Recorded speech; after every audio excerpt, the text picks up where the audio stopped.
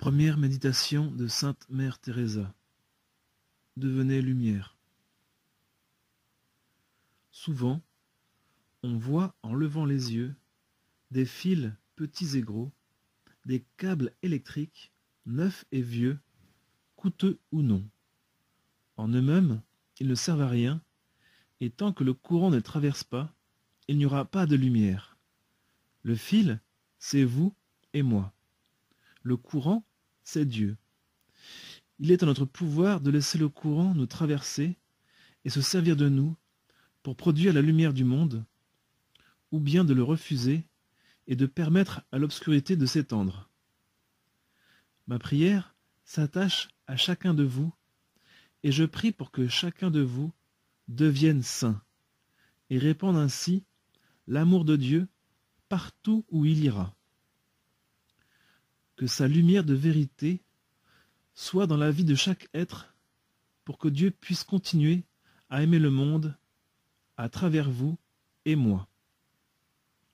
Mettez tout votre cœur à devenir une lumière brillante.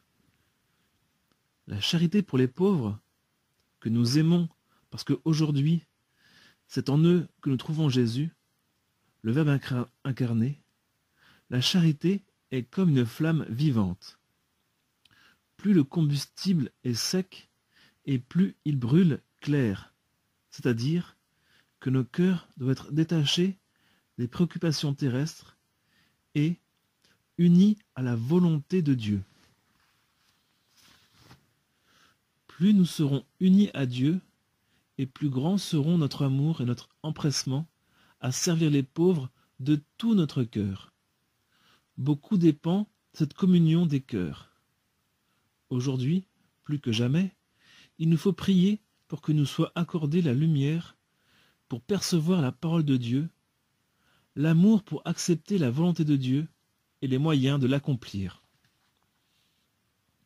Jésus-Christ est venu comme la lumière du monde, et ceux qui le suivent sont appelés à répandre cette lumière qui est la vie des hommes. L'image de la lumière, appliquée à la vérité et à la vie rayonnante dans un monde assailli par l'obscurité, revient sans cesse dans les évangiles, comme d'ailleurs dans le langage de plusieurs grandes religions dans le monde. Pourtant, paradoxalement, il semble qu'il existe deux sortes d'obscurité, ou peut-être s'agit-il de la même, mais l'usage que nous en faisons diffère. Il y a l'obscurité du péché et de la mort, et l'obscurité qui nous permet de devenir comme ces enfants à qui il nous est dit de ressembler pour pouvoir entrer au royaume des cieux. L'aveugle est prêt à se remettre entièrement entre les mains de Dieu et à se laisser conduire comme un petit enfant. Peut-être est-ce la raison pour laquelle Dieu nous plonge parfois dans les ténèbres afin de nous permettre de mieux servir. Alors, nous pouvons apprendre à compter sur Dieu seul et devenir ainsi le véritable fil conducteur d'une lumière qui ne vient pas de nous, mais de Dieu lui-même. Amen.